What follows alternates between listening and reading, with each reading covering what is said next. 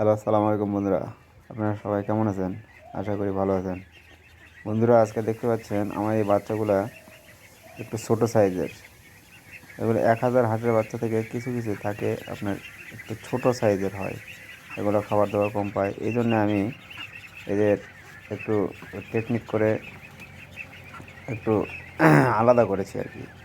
আলাদা করার ফলে এখন পর্যাপ্ত পরিমাণে খাবার পাচ্ছে। এই জন্য এরা দ্রুত বড় হয়ে উঠছে। আপনারাও এই ধরনের টেকনিক অবলম্বন করতে পারেন। এই ধরনের টেকনিক অবলম্বন করলে যেগুলা একটু দুর্বল শ্রেণীর বাচ্চা আছে, কিছু বাচ্চা এখানে 50-60টার মতো হবে। এই দুর্বল শ্রেণীর বাচ্চাগুলো খুব দ্রুতই সবলে পরিণত হবে এবং এগুলো বড়দের সাথে পাল্লা দিয়ে পরবর্তীতে খাদ্য গ্রহণ করতে পারবে, যার ফলে এই বাচ্চাগুলোর মৃত্যুর হার অনেকাংশে কমে যাবে। তো আপনারাও এই ধরনের পদ্ধতি অবলম্বন করবেন, যাতে কোনো বাচ্চাই দুর্বল না থাকে। কারণ খামারে একটি বাচ্চার কিন্তু অনেক মূল্য। একজন খামারের কাছে একটি বাচ্চারই অফুরন্ত মূল্য।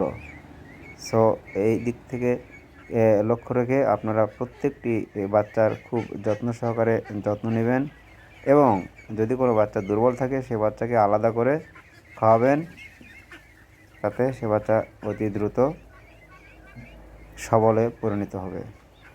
এছাড়া আমি আরও কিছু